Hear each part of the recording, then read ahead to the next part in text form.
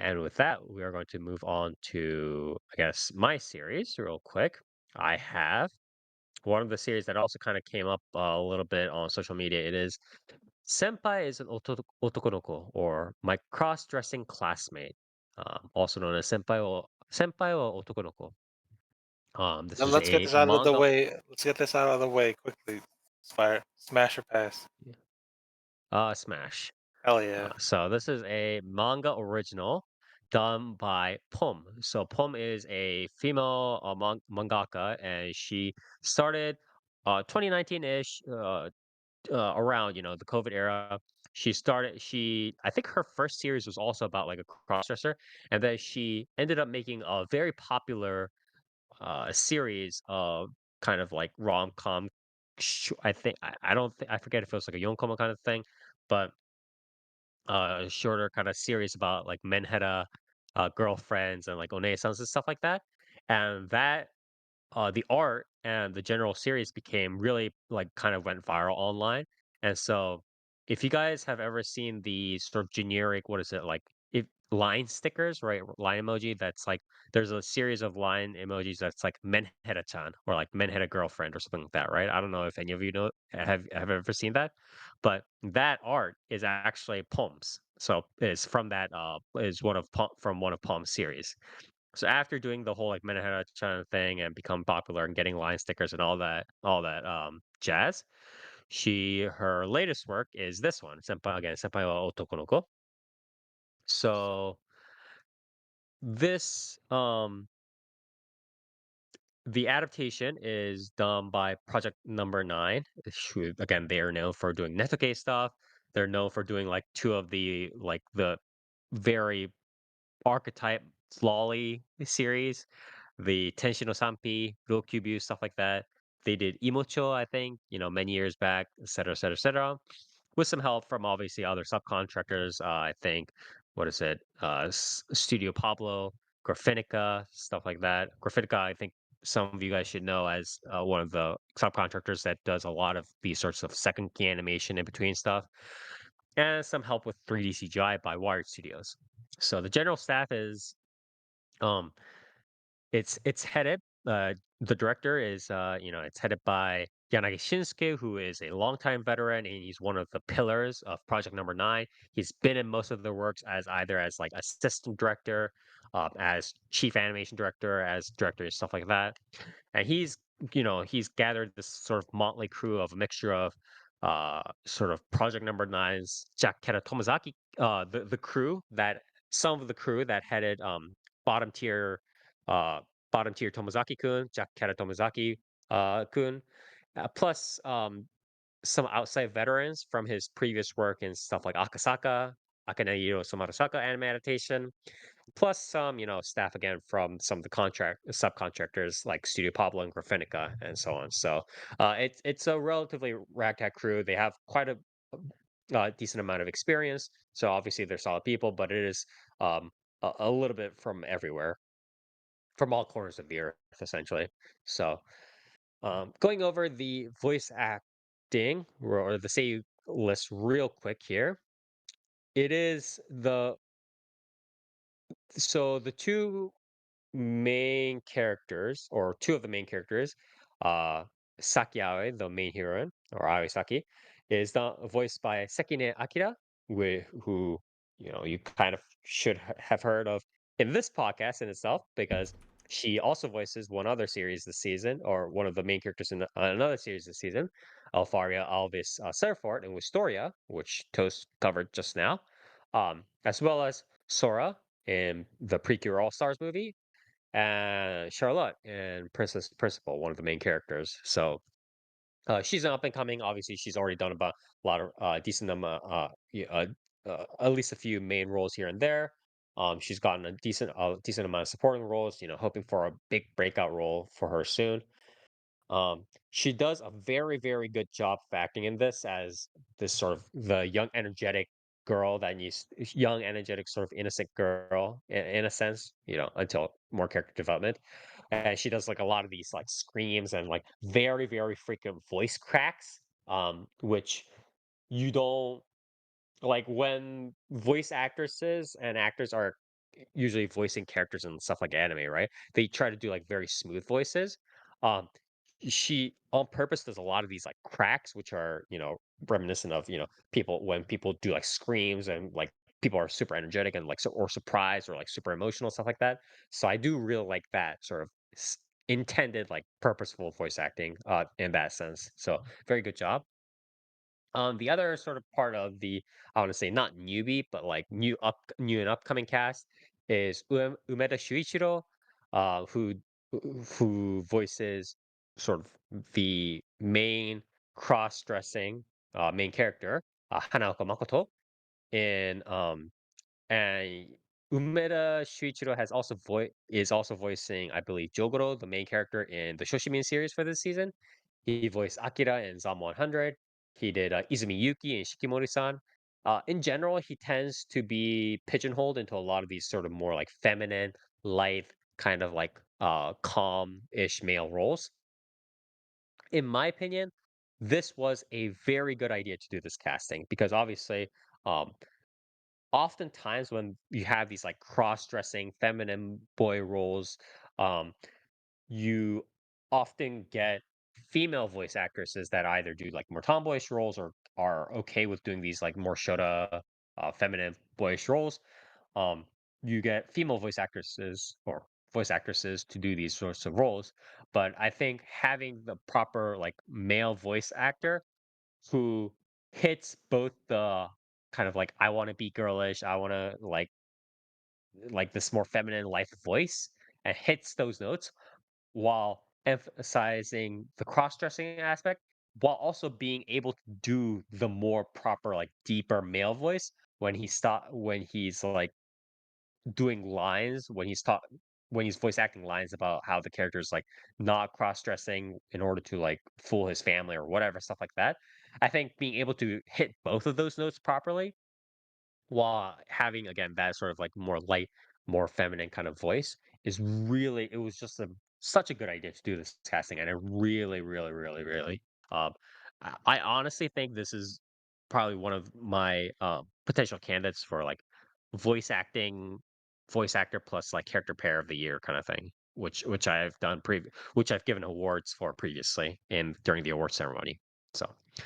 The other supporting members are obviously run by a bunch of A-listers, names that you have probably heard before, or you should definitely have heard of before if you have watched any really uh, anime even semi-regularly in the last couple of years, 1 to 3 years. Uchida Yuma, bringing up the other sort of male sidekick character, Maeda Kaori, Nakara Mai, Kakuma Ai, again, all A-listers, people that you should have heard of before. So pretty solid cast there. Going over OPED really quickly, both opening and ending are composed by a male composer slash singer slash Vocaloid producer named Kujira. The opening theme is called Wagamama, and I think he is the one singing it, and it's sort of the standard jazzy male vocal K-pop or sorry, J-pop, excuse me, with a solid sort of minimal instrumental backing that's mainly centered around the guitar bass lines. This is quite similar to a lot of Kujira's other songs, especially when compared to stuff like his one of his songs like where it's like Hikari wo Tameru, I believe it's called, where it's very centered around those like guitar minimalist guitar bass lines. Um and he kind of lets the uh his vocals kinda take the lead and kinda carry it through. It's pretty good. I also really like the storyboarding, in the way the way the silent story spoilers and the progression that's, like, shown in the OP visually. Um, the only issue is obviously I think the animations, like both the static frames and the transitions were a little bit rough around the edges at times. I do think this is more of a budget issue than anything, but overall, I really did like the opening. It's pretty good. Definitely solidly above average. I'm not sure whether I would say like a masterpiece or anything like that, but I would definitely recommend watching it at least once. Um, the ending theme, it is "あれが恋だったのかな?" And it also features a female vocal, Nishina, and again, it's also composed by Kujira. It's a little bit more of like an upbeat J-pop song with heavier lean on the instrumentals, much more standard kind of thing. Female vocals, sad lyrics, obviously as expected from the title. Um, Relatively nondescript visuals for the ending, nothing kind of too remarkable. This is also very much within, I would say, Kujira's wheelhouse as a composer and vocal piece. So, it was what it was. I think it's a pretty good song. I like the song, but it is quite within kind of the standard range. Audiovisual, overall audiovisuals wise, first off, I guess the 3D was generally mostly limited to basic background objects, which is fine. The still frames, still shots were mostly fine and pretty similar to the manga original's art style without too much dilution. Although Palm's art style in itself was not like super complex. It's not like berserk background kind of stuff where it's like you're like what the fuck kind of business. The original art style was not super like complex and heavy, line heavy. So um, they did a good job of transitioning it over. They also did a very good job with like the static models during these sorts of like panoramic shots of like the main character kind of interacting with the other characters, or like just the shots of like the Otokonoko kind of like taking the clothes off or whatever, stuff like that. So obviously they know where the money lies. I want to say. The visuals often change to this like secondary form, this more simplistic caricaturistic style during more comedic scenes, which I think is was very good. And it shows this and it creates this proper delineation or transition between scenes, between comedic and serious scenes. Um, it is obvious, yes, it is like, oh, this is a comedy scene now kind of business, but I do think it does a proper job of delineating, and I think it adds to the visuals, even if it is not subtle, which is again sort of supposed to be the point. Overall, obviously, again, not too many like frames during animations, like running around and stuff like that. But this isn't a series with a lot of moving around and action in the first place. When they're doing like these sort of like near end of episode kind of dramatic running or stuff like that, they do put in enough frames for it to not look like a PowerPoint. It does work out overall, but I guess obviously there are budgetary restrictions. They can't make every scene look like it's from Demon Slayers, so just be aware of that. Uh, BGM wise, I would say it was a suitable OST, but a lot of it is pretty noticeable, both in terms of how the BGM was set up and also the mixing, the sound balancing. Where the BGM was relatively loud compared to the voices. So I this is not necessarily a positive thing. I think it was a little bit noticeable, and you don't necessarily want the BGM to be that noticeable when the characters are kind of monologuing and talking and stuff like that. So, I guess that's sort of a thing. But I think overall audio visuals were pretty serviceful for what it was and pretty decent. So, I don't really have too many complaints on that area. Now over to the story, which is sort of the important part, right? Uh, so Saki Aoisaki, who is sort of the black-haired, like Genki, energetic Kohai girl in this sort of trio, in the poster art, confesses her feelings to Makoto, Hanaoka Makoto, believing that she is a girl, and despite being a girl, she was very attracted to her, um, and just confesses to her. But it turns out that Makoto is a boy who cross dresses, and but Saki, since she is attracted to Makoto's like personality and the way she act or the way he acts anyways, uh continues, is committed to the confession. And then later on, they kind of do like the whole like, oh, are you sure kind of thing? Are you sure you're in love with me? Yes, I'm sure, I'm gonna chase after you, blah blah, for a while. And then a third character, Ryuji, sorry, Taika Ryuji, who is the voiced by Uchida Yuma, who is also the childhood friend of Makoto, has been with him for quite a while and has been through with his when he's encountered some uglier situations in his past and stuff like that.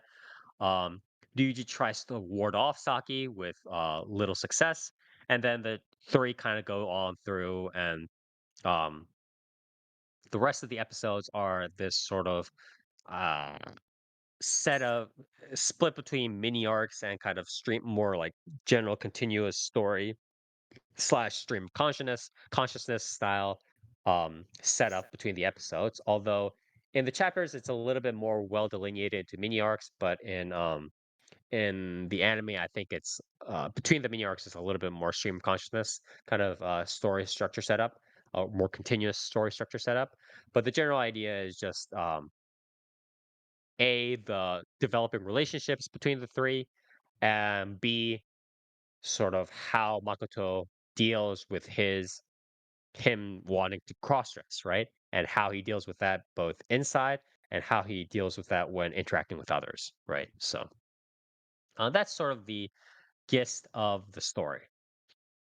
And so, what I my thoughts on it are uh, first off, my metrics for this. The important aspects of these sorts of stories, where it's more or less a standard kind of calmer pace rom com with a twist, like Otokonoko or like I'm a Garu or whatever this is, right? Is twofold, technically 2.5 fold. So 3 points.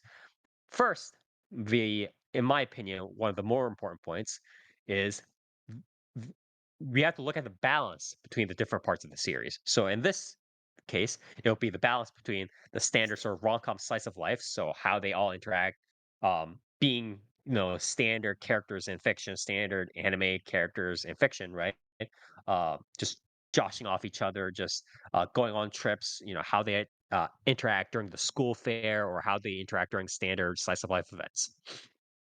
That has to be balanced versus addressing the otokonoko aspect, right? Because senpai, the cross-dressing senpai thing sort of is the elephant in the room, and that is the meat of the story, and that has to be addressed.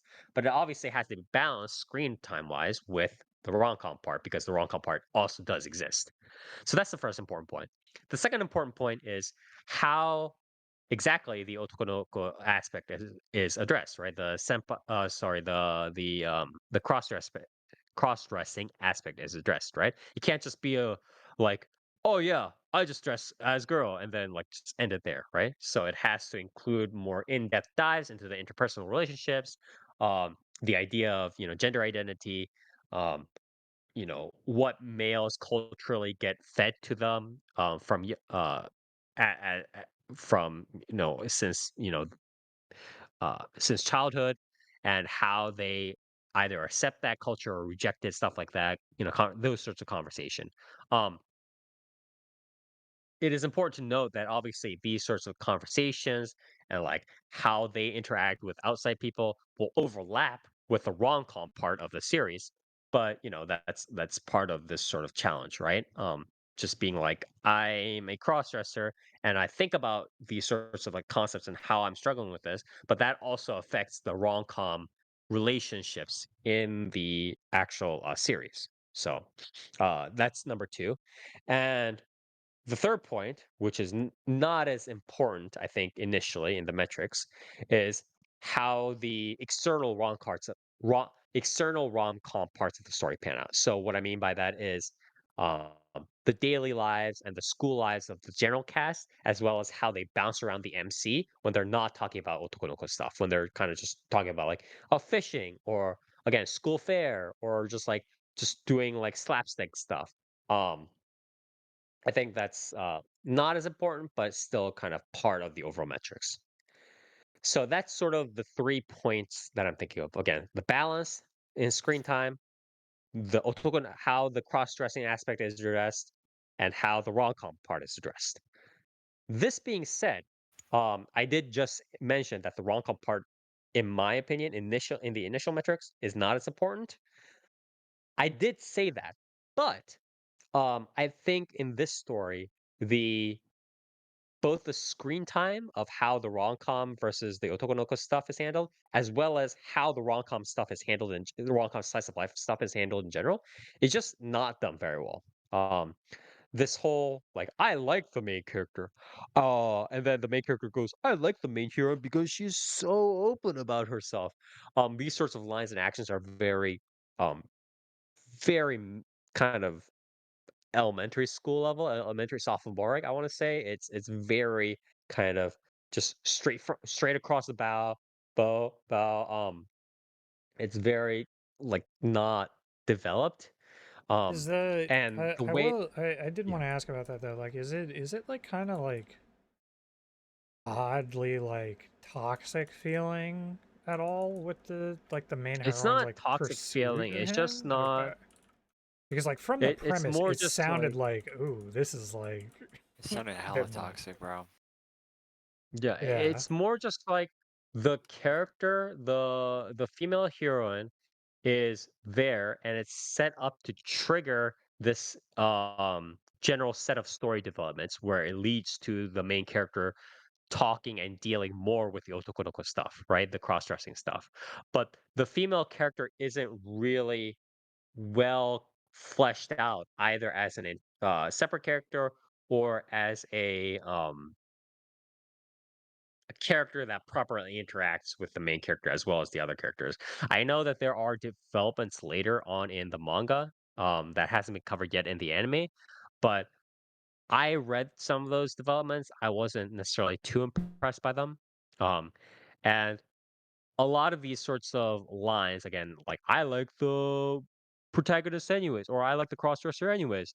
Again, I like the main hero because I can't just help but see that she's so open and she's so willing to be, engaged with me, blah blah. Blah. And these lines are not very well set up to properly progress the story and develop further into um, how the main character thinks about cross-dressing and how that cross-dressing life interacts with the other characters. So it's not really meant to delve further into that. It's just meant to be like, "Hey, rom-com, I'm here. Main character loves the main hero. And main hero really likes the protagonist. Boom, that's it." And it's not very, again, it's very underdeveloped. It's like raw. It's fucking raw. Full Gordon Ramsay style. And yeah, so they're kind of thrown in here and there to maintain this sort of like bare skeletal structure, I want to say, of a romance.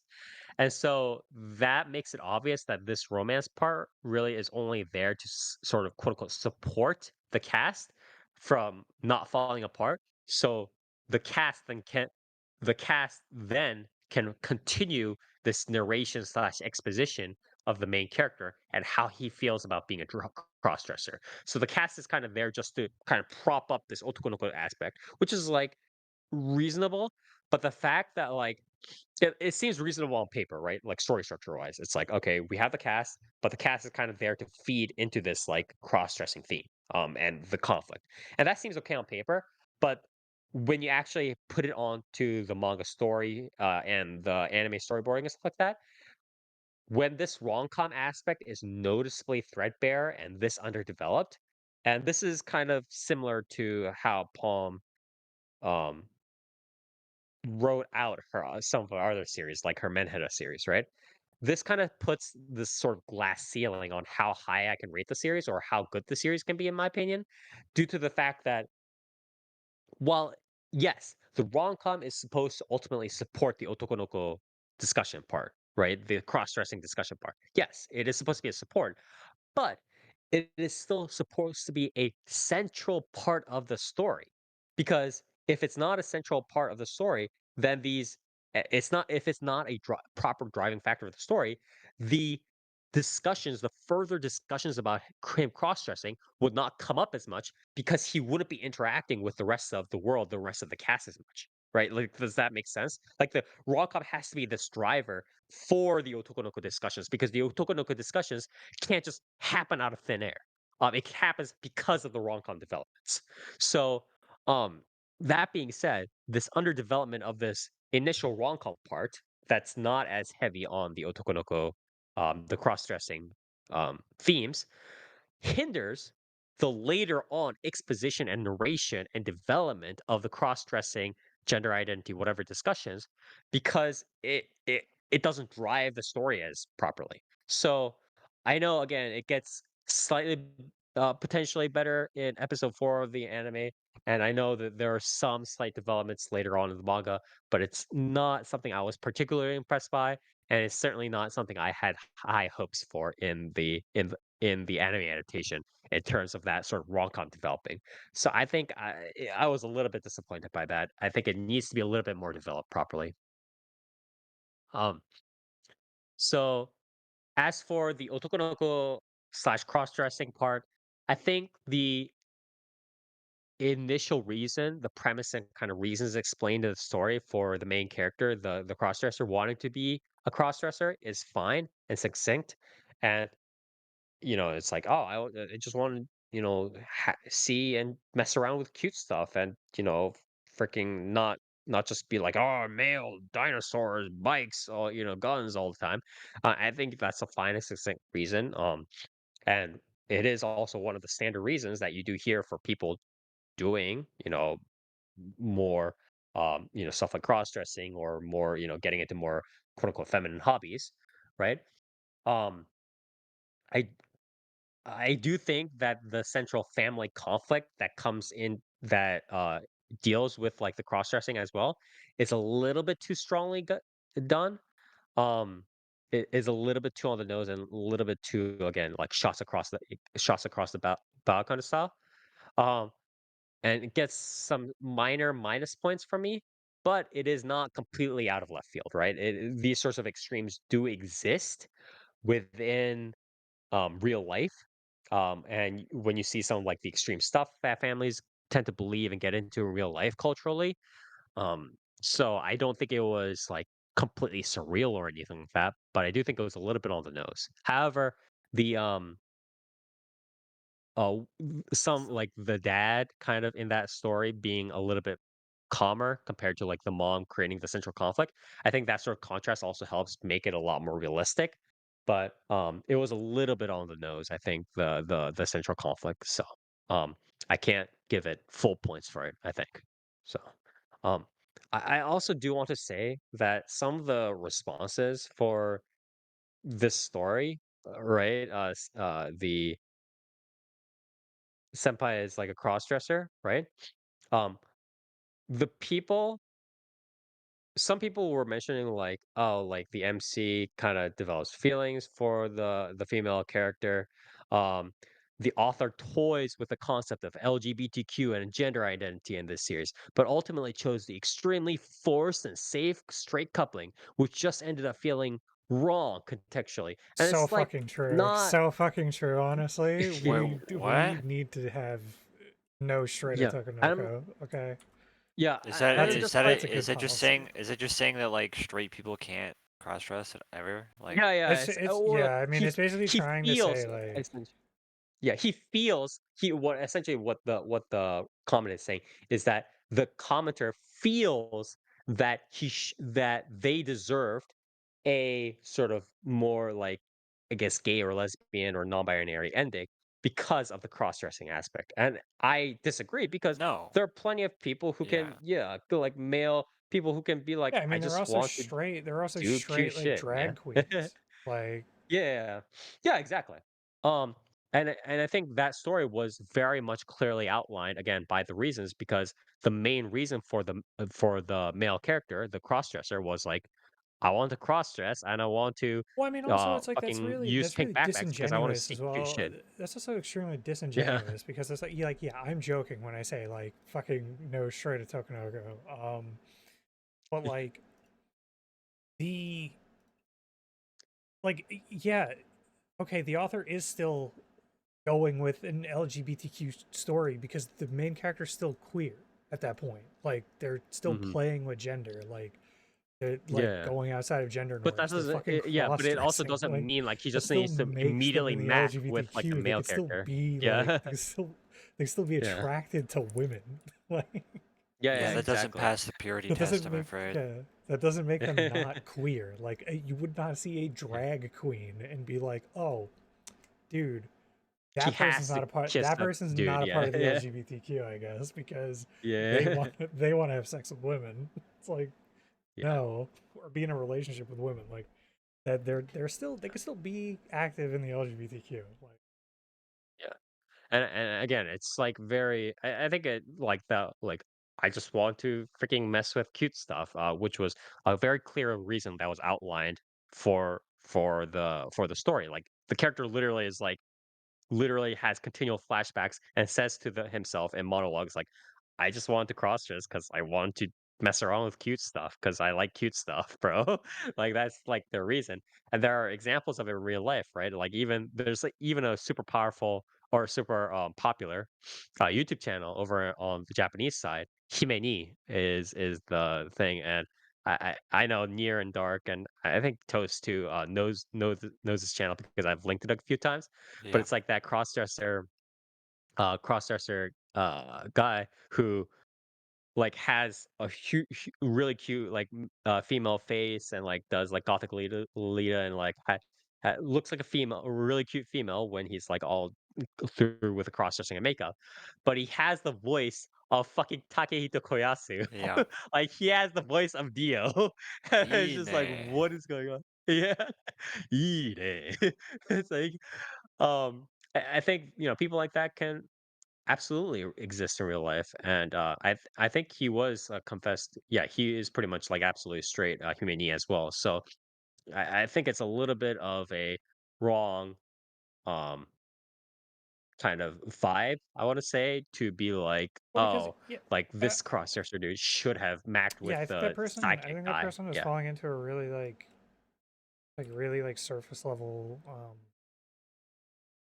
sort of like idea of what queer bait, like what queer baiting yeah, yeah, is, and yeah, it's like yeah, that's yeah, not, this yeah, is not like what queer baiting is because this is still technically like queer because it's cross dressing. Like this is still yeah. it's still presenting like outside of gender norms, Yeah, so but it's it's not not. clear enough, Sweaty. Yeah, hey man, would it be dope if it was like, no, I don't like the main heroine. I'm getting together with my childhood friend. Yes, that would be cool. Um, but, hey, listen, we can't have Yeah, everything, okay? yeah. But yeah, I think overall I think the Otokonoko part, the cross-dressing part was decently well handled, although obviously it's not some like super deep exploration. It was a little bit more like surface level skin deep. It was fine and succinctly kind of wrapped up.